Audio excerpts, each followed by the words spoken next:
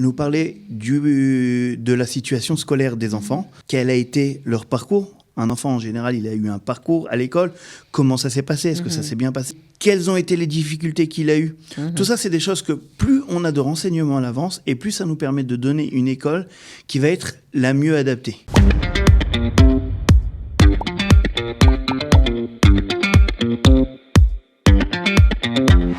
Vous en avez entendu parler, Jérusalem vient à votre rencontre à Paris. Donc si vous avez un projet d'Alia et surtout si vous avez envie de découvrir ce que vous offre comme possibilité d'intégration la ville de Jérusalem, eh bien écoutez cette émission, ça va sûrement vous plaire. Aujourd'hui, on va parler d'éducation et surtout rendez-vous à ces rencontres. On peut appeler ça ce salon de l'Alia spécial Jérusalem qui sera à Paris du 12 au 15 décembre. Donc c'est tout de suite, c'est demain on va dire.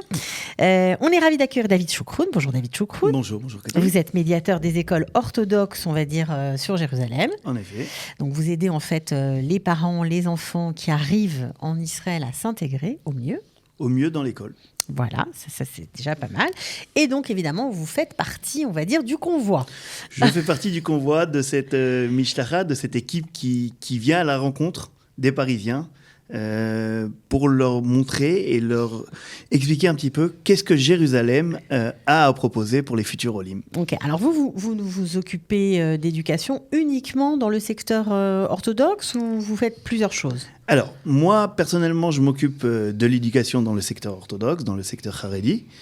Il y aura bien sûr dans la délégation Nathalie Atlan qui viendra aussi avec nous, qui s'occupe de l'éducation générale dans les autres secteurs à Yerushalayim. Alors comme on le sait, en Israël, il y a un courant d'éducation. C'est-à-dire que lorsqu'on vient inscrire son enfant à l'école, on va choisir un courant, ça va être le courant Haredi, Mamlarti Dati ou Mamlarti. Alors ça, évidemment, pour ceux qui sont encore en France, c'est un peu du chinois, parce qu'en France, c'est soit on est à l'école laïque, soit on est dans une école privée ou juive, pour le coup.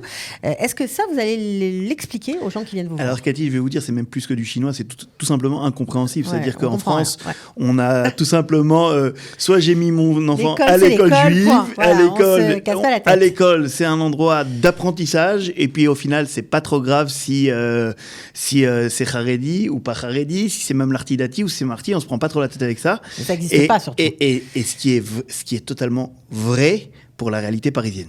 Lorsqu'on vient à Jérusalem, c'est totalement différent. Pourquoi ? Parce que l'école fait partie aussi d'un système éducatif, c'est-à-dire l'école va être partie prenante dans l'éducation des enfants. Elle va pas seulement faire une présence d'études scolaires, en quelque sorte, pour apprendre les maths ou la physique ou les limoudei kodesh, mais elle va aller au-delà. Elle va même être partie prenante dans l'éducation. Et c'est pour ça qu'il est extrêmement important de faire le bon choix de l'école, que l'école soit en fait, qu'on sache qu'on pourra avoir un vrai partenaire dans l'éducation de nos enfants et dans ce qu'on recherche. Bien sûr, et puis surtout, il faut que ce soit en adéquation avec ce qui se passe à la maison. Exactement. Je ne vais pas pouvoir être Haredi et mettre un enfant dans une école Mamlarti Dati en me disant, au final, l'éducation sociale à la maison. Les gens ne savent pas forcément ce que c'est. Mais je vais expliquer. Mais c'est pour cela aussi que je vous invite vraiment à venir nous voir la semaine prochaine, entre le 12 et le 15, parce que justement, c'est pour ça qu'on est présent, justement pour expliquer et donner toutes ces explications sur le système scolaire en Israël. Donc, alors c'est très facile, si vous avez envie si David vous donne envie de comprendre un peu mieux tout ça, vous pouvez vous réserver votre place parce qu'il y a des rendez-vous individuels. Prendre rendez-vous à l'avance, en effet. Rendez-vous. Eh ben oui, donc c'est sur le site alia-jérusalem.com. Voilà, il y a des plages horaires, il y a toute l'équipe, donc on peut choisir en fonction des thèmes. Vous pouvez choisir tout ce dont vous avez besoin, s'il y a besoin d'autres choses à part l'éducation, reconnaissance de diplôme, du travail. Des questions générales sur l'ALIA, il y aura des représentants de toutes les sections sur place, donc il n'y a pas de souci. Et bien sûr, pour l'éducation, je vous invite, moi et Nathalie, bien sûr, puisque nous travaillons ensemble, avec grand plaisir. Alors moi, j'ai une question, parce que c'est vrai que quand on vit en France, qu'on a scolarisé, on a choisi de scolariser ses enfants dans une école juive, que ce soit Yavne, Maïmo, je ne vais pas toutes les citer parce que je vais me faire des ennemis, mais l'une d'entre elles, est-ce qu'il faut, en fonction de l'école juive où les enfants sont scolarisés, eh bien, vous en faire part pour bien choisir le cadre scolaire futur de l'enfant? Alors, c'est évident que c'est important. pour nous de savoir quel a été le parcours scolaire des futurs candidats avant la LIA. Ça nous permet d'avoir une visibilité sur ce que les parents recherchent comme éducation pour leurs enfants. Parce qu'on a vu beaucoup quand même de jeunes qui ont été scolarisés dans des institutions qui finalement n'étaient pas du tout adaptées. Qui ne correspondaient pas. Ouais. Alors justement, et moi aussi je ne vais pas citer de nom pour ne pas me faire d'ennemis. Moi c'est trop tard. Désolé. Mais on sait très bien que certaines écoles suivent un certain courant. Même en France, d'accord. Il y en a qui sont plus sionistes, il y en a qui sont plus sionistes, il y en a qui vont moins sionistes, il y en a qui vont plus religieux, il y en a qui vont moins religieux, il y en a qui vont rechercher certaines choses, il y en a d'autres qui vont rechercher d'autres choses. Et au final, les parents, en général, sont en phase avec l'école. C'est pour ça qu'il est important pour nous de savoir où les enfants étaient scolarisés. Donc ça, c'est important et c'est l'occasion, en venant à ces rendez-vous, à ces réunions, de ne pas faire d'erreur. De ne pas faire d'erreur. De, bien sûr, nous parler de la situation scolaire des enfants, c'est-à-dire quel a été leur parcours. Un enfant, en général, il a eu un parcours à l'école. Comment ça s'est passé? Est-ce que ça s'est bien passé? Il y a des questions de niveau aussi qu'il faut aborder. Est-ce qu'un enfant a eu des difficultés? Est-ce qu'il n'a pas eu de difficultés? Quelles ont été les difficultés qu'il a eues? Tout ça, c'est des choses que plus on a de renseignements à l'avance, et plus ça nous permet de donner une école qui va être la mieux adaptée. Bon, j'imagine que c'est la même chose pour des parents qui ne sont pas du tout religieux, qui viennent vous voir. Le process est exactement le même, seulement l'école va être différente, c'est tout. Et qui ne sont pas forcément en école juive, c'est pareil. C'est tout à fait la même chose. D'accord. Alors, est-ce qu'il y a, on va dire, des astuces ou des choses qu'on apprend quand on vient dans ce genre de réunion? Est-ce qu'on se prépare mieux?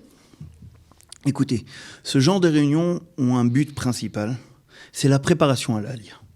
C'est-à-dire que nous, lorsqu'on rencontre des parents, bon, c'est vrai qu'on n'a qu'une demi-heure et c'est pas beaucoup pour tout aborder, mais au moins les points principaux, de savoir quelles sont les différences majeures entre le système scolaire français et le système scolaire en Israël. Parce que c'est pas du tout le même système scolaire. Ce sont deux systèmes qui sont totalement différents. Alors ça, on l'a compris, mais est-ce qu'on a, par exemple, en prenant rendez-vous avec vous, des solutions concrètes? Est-ce que vous venez avec des listes d'écoles? En général, oui. Ah, vous êtes bien. En général, oui. On essaie. Maintenant, donc je promets rien. Ça veut dire quoi? On évite le voyage d'études? Alors ça, j'allais justement dire, c'est-à-dire, moi, Nathalie et moi, lorsqu'on arrive, on a déjà, on connaît, Baruch Hashem, toutes les écoles, quasiment toutes les écoles sur Jéru. Donc, on va savoir déjà, en fonction des attentes des parents, à peu près certain nombre d'écoles qui vont pouvoir correspondre à ce que les parents recherchent.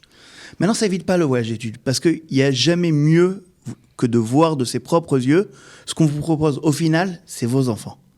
Ce sont vous qui allez décider de qu'est-ce que vous voulez donner à vos enfants, de l'éducation de vos enfants. Quand on parle de l'éducation des enfants, c'est vrai qu'il faut écouter les professionnels et c'est extrêmement important, mais venez voir de quoi il s'agit et que ce soit Nathalie, que ce soit moi, on vous dira faites un voyage d'études, téléphonez-nous, on vous accompagnera Bezrat Hashem dans les écoles, vous allez voir de vos yeux, et si ce qu'on vous propose, ça vous convient, eh ben tant mieux. Et si ça vous convient pas, vous nous direz pourquoi ça convient pas, et on pourra ajuster et arriver le mieux possible à ce qui vous correspond. Alors, on sait aussi qu'en Israël, il y a des dates d'inscription. On ne peut pas rentrer dans une école comme ça. Est-ce que le fait de venir assez en amont, puisqu'on est quand même au mois de décembre, pour préparer l'ALIA peut-être de l'année prochaine ou de cet été, permet déjà de retenir une place dans une école auquel qu'on aime bien ou auquel on aurait pensé pour scolariser son enfant? Alors, c'est évident que plus on s'y prend en avance, et mieux c'est. Maintenant, ça ne veut pas dire qu'en venant au salon, on aura une école le lendemain. En général, pour avoir une école, il vaut mieux, comme je l'ai dit, venir la voir. L'école va vouloir voir qui sont les parents et qui sont l'enfant, c'est-à-dire de qui il s'agit, c'est normal. On ne va pas accepter un enfant sans savoir de qui il s'agit. Mais on va dire que c'est vrai que ça facilite énormément le travail. Et plus on s'y prend à l'avance, et mieux c'est. Alors souvent on hésite, hein. Enfin, j'ai entendu beaucoup de gens expliquer que oui, mais au niveau de la scolarité, c'est pas tout à fait ça, etc. Je pense que là, vous allez faire tomber des stéréotypes. On va essayer. Ouais, c'est on va essayer. On essaye au final de donner la meilleure réponse. On essaie d'être présent pour les parents, pour les enfants, de faire qu'il y ait la meilleure alia possible pour ces enfants. Et on sait que c'est pas facile, et c'est ce qu'on essaye de faire. Bon, en tout cas, si vous avez envisagé de voyager pour un voyage d'études, ou si vous comptez faire l'Alia à Jérusalem, c'est vraiment un espèce de petit tremplin où tout le monde va être réuni.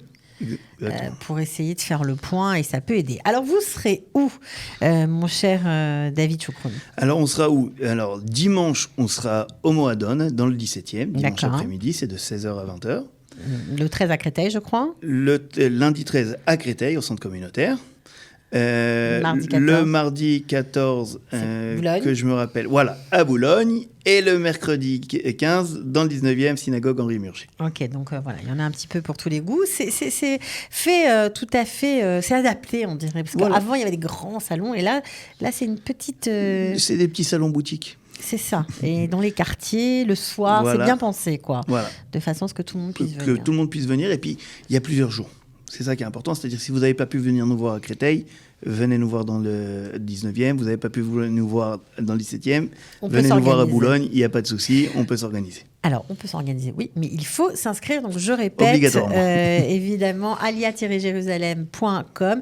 Merci, David Choukroun, d'avoir Merci, été Cathy. avec nous. Merci à tous les Et auditeurs. puis, j'espère qu'il y aura beaucoup de monde. À bientôt. Au revoir.